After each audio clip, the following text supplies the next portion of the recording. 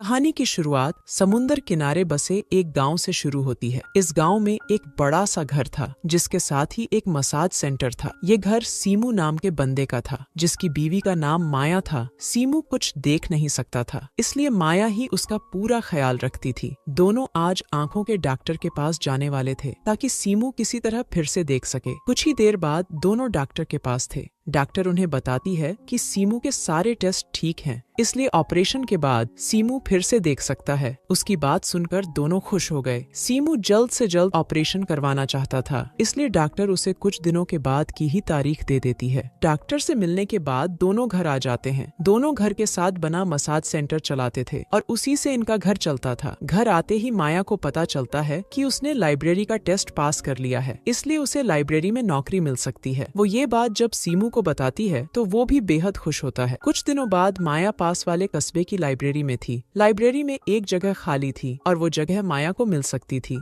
माया घर आकर सीमू को पूरी बात बताती है कि मुझे नौकरी मिल सकती है, लेकिन मुझे एक्स्ट्रा टाइम भी देना पड़ेगा। माया एक्स्ट्रा टाइम देना नहीं चाहती थी क्योंकि पीछे सीमू का ख्याल रखने वाला कोई नहीं था। सीमू चाहता था कि माया नौकरी करे और उसके समझाने के बाद माया नौकरी करने लग जाती है। ऐसे ही एक दिन सीमू अपने सेंटर पर था और उसने एक बॉक्स में पैसे संभाल कर रखे थे। इसी बीच एक चोर की नजर भी बॉक्स पर पड़ जाती है। चोर को पता चल जाता है कि सीमू देख नहीं सकता। वो इसी बात का फायदा उठाकर बॉक्स चुरा लेता है और एक मजदूर लड़का उसे देख लेता है। चोर जैसे ही भागने लगा तो लड़का उसे पकड़कर मारने लगा। सीमू ने भी दोनों का शोर सुन लिया था। लड़का चोर को काफी मारता है और इसी बीच चोर किसी तरह बचकर भाग जाता है। भागते भागते उसने बॉक्स यहीं छोड़ दिया था। लड़का सीमू को बॉक्स देकर उसे अपना नाम बताता है। वो उसे सब बताता है कि एक चोर चोरी कर रहा था। इस लड़के का नाम हैरी था और वो मछली पकड़ने का काम करता था। हैरी की ईमानदारी देखकर सीमू इतना खुश होता है कि वो उसे अपने पास काम पर रख लेता है। रात को सीमू माया से प्यार करने लगा। वो उसे गर्म तो कर देता है, लेकिन उसकी प्यास नहीं बुझा पाता। दरअसल शादी के कुछ महीनों बाद ही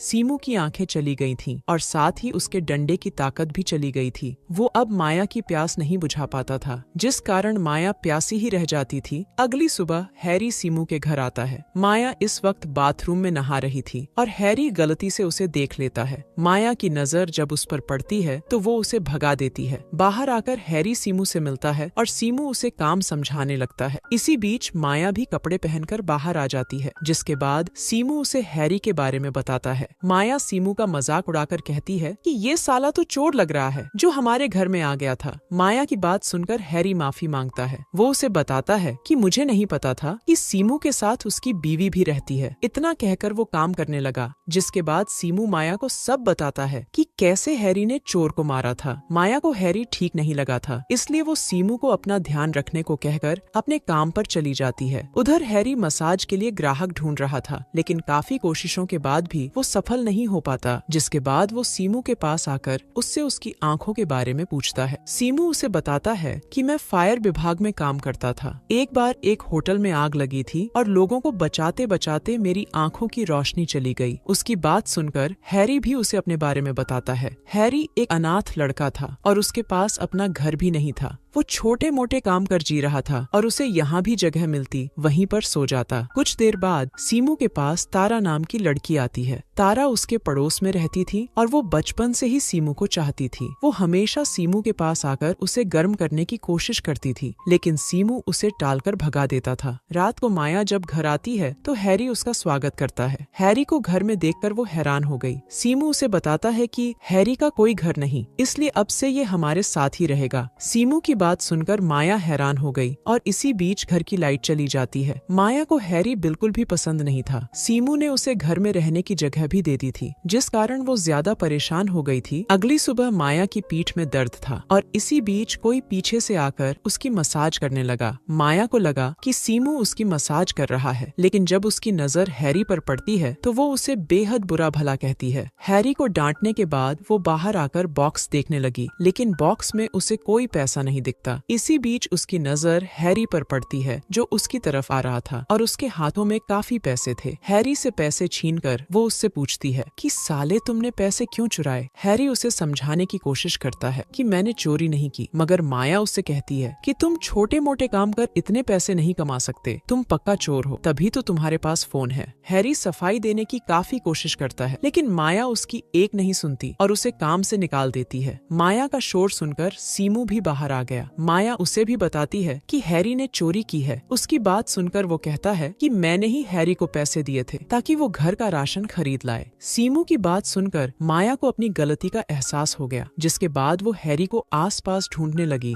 जल्दी ही उसे हैरी एक वीरान सी जगह पर मिल जाता है, जिसके बाद वो उससे माफी भी मांगती है और साथ ही साथ उससे दोस्ती भी कर लेती है। अब जैसे जैसे दिन बीतने लगे माया को हैरी अच्छा लगने लगा। माया का दिन तो निकल जाता था लेकिन रात को उसकी प्यास उसे परेशान करती थी। सीमू उसकी प्यास बुझाने की कोशिश तो करता लेकिन बेचारे का डंडा उसका साथ नहीं दे सकता था। हैरी को पढ़ना लिखना नहीं आता था, इसलिए माया उसे पढ़ाने लिखाने भी लगी ताकि वो मसाज सेंटर को बेहतर चला सके। कुछ दिनों बाद सीमू की आंखों का ऑपरेशन हो जाता है लेकिन ऑपरेशन के बाद भी उसे कुछ नहीं दिखता। डॉक्टर उसे समझाता है कि तुम्हें कुछ दिन इंतजार करना होगा, शायद कुछ दिनों बाद तुम्हें दिखने लग जाए। सीमू को पूरी उम्मीद थी कि ऑपरेशन के बाद वो ठीक हो जाएगा, मगर ऐसा कुछ नहीं होता, जिस कारण वो बेहद उदास हो गया। उसकी उदासी देखकर माया भी रोने लगी थी। वो अपनी उदासी दूर करने के लिए हैरी के पास आ गई, जिसके बाद दोनों मिलकर दारू पीने लगे। दारू पीते पीते दोनों बेहद करीब आ गए। देखते ही देखते दोनों इतने गर्म हो गए कि दोनों एक दूसरे का पानी निकालने लगे। अगली सुबह सीमू की पड़ोसन तारा उसके पास आ गई थी। वो चाहती थी कि सीमू माया को छोड़कर उसके पास आ जाए, लेकिन सीमू ऐसा करने से मना कर देता है। उधर माया हैरी से कह रही थी कि कल रात मुझसे गलती हो गई और मैं तुम्हारे साथ कोई रिश्ता नहीं रखना चाहती। हैरी उसके साथ रिश्ता रखना चाहता था लेकिन माया उसे मना कर अपने काम पर चली जाती है। रात को हैरी फिर से माया को गर्म करने की कोशिश करता है। इस बार वो अपनी कोशिश में सफल हो जाता है, जिसके बाद वो माया की गुफा में धमाके करता है। वैसे माया ने हैरी से दूर रहने का फैसला किया था लेकिन सीमू उसकी प्यास बुझा नहीं पाता था, इसलिए वो खुद को रोक नहीं पा रही थी। वो अब हैरी के साथ ज्यादा वक्त बिताने लगी थी। सीमू को भी उन पर शक होने लगा था लेकिन वो दोनों कोई बहाना बनाकर उसे बेवकूफ बना देते थे। ऐसे ही एक दिन जब हैरी माया का पानी निकाल रहा था तो वो चुपके से माया की वीडियो बना लेता है। थोड़ी देर बाद वो अपने दोस्तों के साथ दारू पी रहा था और उन्हें माया की वीडियो भी दिखा रहा था। वो उन्हें सब बताता है कि वो कैसे कैसे माया का पानी निकालता है। हैरी ने इसीलिए वीडियो बनाई थी ताकि वो अपने दोस्तों को दिखा सके और उसके दोस्त उस पर यकीन कर सकें। बातों बातों में